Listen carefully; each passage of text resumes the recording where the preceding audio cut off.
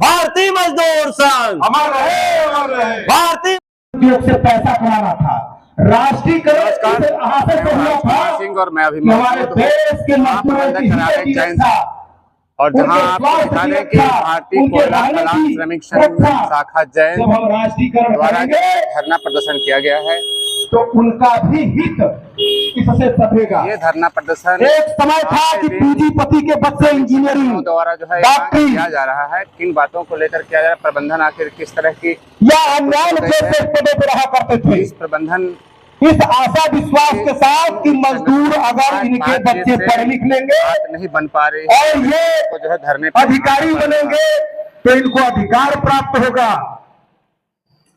ये मजदूरी कौन करेगा?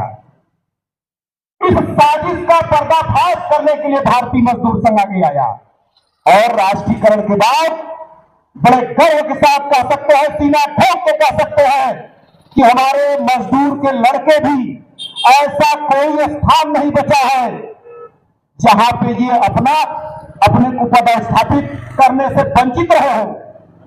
आज देश की दशा आए दिन किसी न किसी चाहे भारत सरकार में हो, चाहे कोयला उद्योग में हो, चाहे आयुष भंडार में हो, ये जयंत महाप्रबंधक कार्यालय जयंत के जो है चाहे देश की कोई भी ऐसी संस्था नहीं है जहां हमारे मजदूर के लड़के और बेहतर ढंग से शिक्षा प्राप्त करके अपने अधिकार से युक्त है। दिन जो है श्रमिक संगठनों को जो है धरने पर आज छुट्टी नहीं है। 72-73 राष्ट्रीयकरण से पूर्व आइए हम बात करते हैं यहाँ जो कि श्रमिक संगठन के नेता हैं उनसे। आज हमारा कोल इंडिया ये लोग जो है आज उसी नक्शे कदम से पूरा हमको लेकर और इनकी मुख्य मांगे क्या हैं, मांगे नहीं मानी गई तो आगे इनकी रणनीति चलना चाहता है। सारी चीजों पे हम इनसे आज हमारी स्थिति ये है पेपर। आइए सर आइए।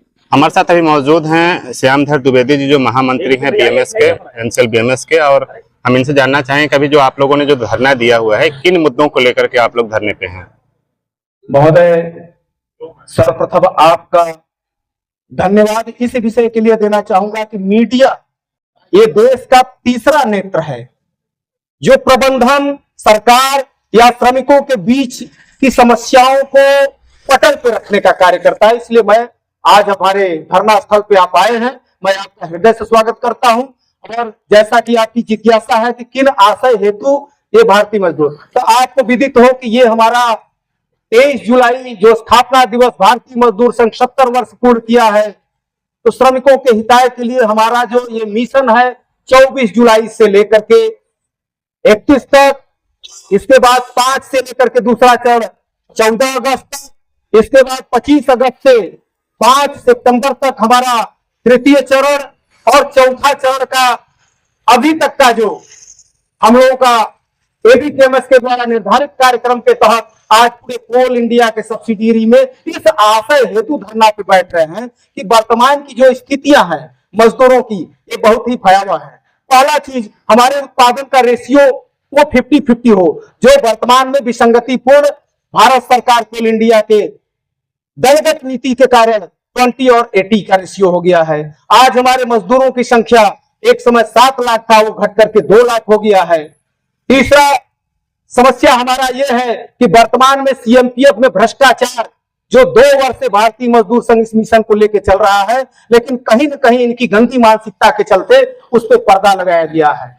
इस तत्पश्चात हमारे वर्तमान में स्थितियां यह है कि 38,000 करोड़ का 2024 में प्रॉफिट देने वाला कंपनी के श्रमिकों की समस्या ये है कि हमारे यहाँ सुपर स्पेशलिस्ट हॉस्पिटल नहीं है। अगर मेरा कोई हार्ट का पेशेंट होगा, कोई न्यूरो का पेशेंट होगा, आप रिफर करके बनारस जाते जाते अपना प्राण त्याग देगा, तो क्या हमको एक सुपर स्पेशलिस्ट हॉस्पिटल नहीं दे सकते हैं? दूसरा चीज है कि यहाँ पे आउटसोर्स जिस प्रकार से अराजकता से लिप्त बढ़ावा दे रहे हैं, वर्तमान में स्थितियां ये है कि 12 घंटा की ड्यूटी कराते हैं उनको 18 से 20,000, जबकि एचपीसी वेजेस हमारा 1257 से लेकर के लगभग 1350 तक है, उससे भी उनको वंचित किया जा रहा है। उनके बच्चों का जो चिकित्सा है, हमारे कर्मचारियों के लिए मेडिकल कार्ड तो बना है, लेकिन उनको चिकित्सा मुहैया से वंचित रखा जाता है। उनको स्वस्थ रहने के लिए शुद्ध पेयजल, चाहे हमारे एनसीएल के कर्मचारी हो, चाहे हमारे आउटसोर्स के कर्मचारी हो, इनसे वंचित रखा जा रहा है, जिससे वर्तमान में हम देख रहे हैं कि हमारे कर्मचारी डैमेज हो रहे हैं, बीमार हो रहे हैं। आवासों की सुरक्षा को देख लीजिए, वहां भी यही स्थितियां व्याप्त है। आज यहाँ पे उपस्थित हमारे जितने भी जिनका हम जमीन गया है इस ऊर्जा संरक्षण हेतु कोयले का उत्पादन के लिए, उनका दिनचर्या सही हो, उसके लिए हमारा डिमांड है कि इनके बच्चों के लिए भी एक बेहतर स्कूल की व्यवस्था दिया जाए जो निःशुल्क हो, इनके आवास की व्यवस्था दीजिए जो निःशुल्क हो, इनके लिए एक सामाजिक उत्थान, इनको सिक्योरिटी दिया जाए। वर्तमान में आप देखे होंगे कि सुरक्षा में भारी चूक है, क्योंकि वर्तमान में जो हमारा भारत सरकार के द्वारा लक्ष्य एबनॉर्मल जिसको कह लीजिए दिया गया है, उससे सुरक्षा के मानक से समझौता से ये वंचित रहते हुए आज भयावह स्थिति ये है कि 2024 में हमारे 12 कर्मचारी अपना जान की बाजी दिए और 2025 में ज्यादा घटनाएं हमारे कंपनी स्तरीय में तो नहीं हो रहा, लेकिन ऐसा आंकड़ा है कि 7 से 8 मजदूर हमारे आउटसोर्स के आज तक अपना जान दे चुके हैं। कोल ट्रांसपोर्टिंग का वही हाल है, न उनका प्रबंधन दायित्व लेता है और न हमारा कोल इंडिया लेता है। इन सब को लेकर के हम लोग अपने मिशन के आज अंतिम पड़ाव पे हैं। विषय तो बहुत है, लेकिन कुछ चिन्हित विषय यही दिए हैं कि आवास आवंटन, जयंत परियोजना में आवास आवंटन सबसे बड़ी खामी है। कुछ यूनियन के बहकाव में या करके जैसा वो कहता है उसी के जो है ये दीवाने बने हैं और हमारे श्रमिक फुटपाथ पे रहने के लिए बाध्य हैं। किसी के पास 3-3 4-4 क्वार्टर है। आज जयंत परियोजना में हमारे पास आवास की कमी नहीं है। मैं प्रबंधन से पूछना चाहता हूं कि जब हमारे पास कर्मचारियों की संख्या कम हो गई है, आवास ज्यादा है, इसके बाद भी हमारे कर्मचारी आवास से वंचित क्यों हैं? सुरक्षा का आप देखे होंगे कि 6 महीना पहले यहाँ पे गोली चली थी, यहाँ पे चाकू चलता है। इसका देख रेख महाप्रबंधक महोदय अपना दायित्व तो नहीं लेंगे तो ये श्रम संगठन लेगा। श्रम संगठन इन पीड़ाओं से लवरेज होकर के अपने श्रमिकों के दायित्व के लिए आज एक दिवसीय धरना के माध्यम से कर रहा है। और ये मेरा अंतिम नहीं है, ये मेरा आज प्रारंभ है, शुरुआत है। वर्तमान में सिक्योरिटी में आप देख लीजिए, सिक्योरिटी में इतना बड़ा खामी चल रहा है कि जहां पे टेंडर 500 का हो, वहां पता लगा कि हमारे 300 कर्मचारी कार्य करते हैं, 500 का इनका पैसा पेड होता है। श्रमिकों के लिए जो हमारे सिक्योरिटी कैंप में चले जाए, इतनी भयावह दृष्टि है कि इनको पेट्रोलिंग के लिए जो गाड़ी दी गई है वो प्रबंधन के घर पे रहता है। उनके लिए न शुद्ध पेयजल है, न इनको खाने पीने की व्यवस्था कायदे की है।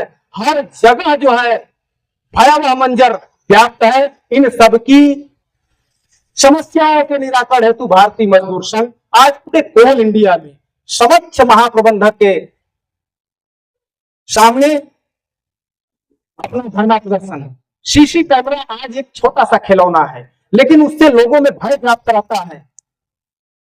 जो हमारे अनैतिक कार्य में लिप्त, चाहे वो चोर हो, चाहे उचक्के हो, चाहे बदमाश हो, हमारे कर्मचारी बेचारे 8 घंटा खून पसीना कमा करके अपने घर में सुरक्षित नहीं रह पाते हैं। किसी के हाथ चोरी हो रहा है, किसी को मारा जा रहा है, तो कम से कम इसका दायित्व माननीय महोदय आपको लेना पड़ेगा।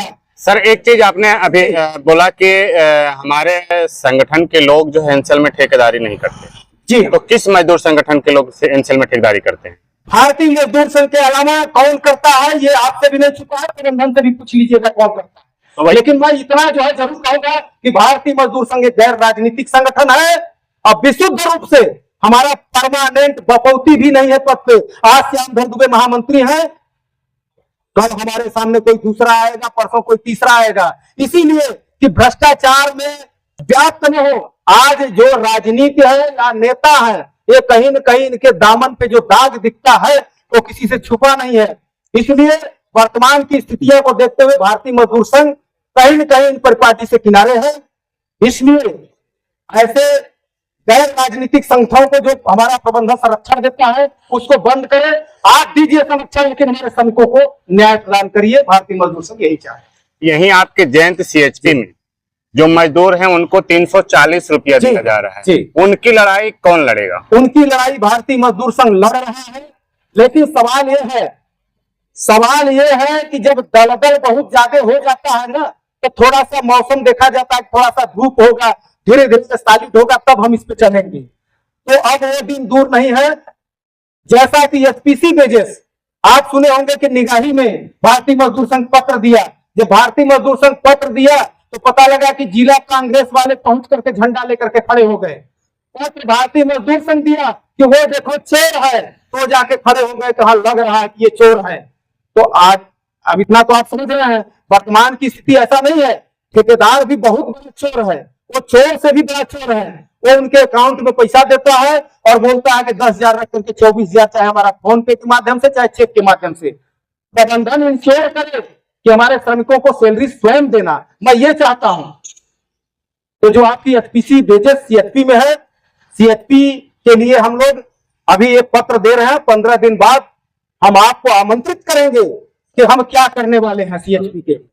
उसमें हर तरह उसमें अनिश्चितकालीन हमारा चलेगा जो है आंदोलन। और जब तक हम अपने श्रमिकों के हितों की रक्षा नहीं कर पाएंगे तब तक हम भी अपने आप को कलंकित ही मानूंगा कि इस झंडा के नीचे हम श्रमिकों के हितों के लिए जो हमारा प्रादुर्भाव आया और हम नहीं कर पाए हैं। तो मैं आपको आशा और विश्वास दिलाता हूं और आपका भी आह्वान करूंगा, उसमें आपका भी हमें सहयोग चाहिए। धन्यवाद।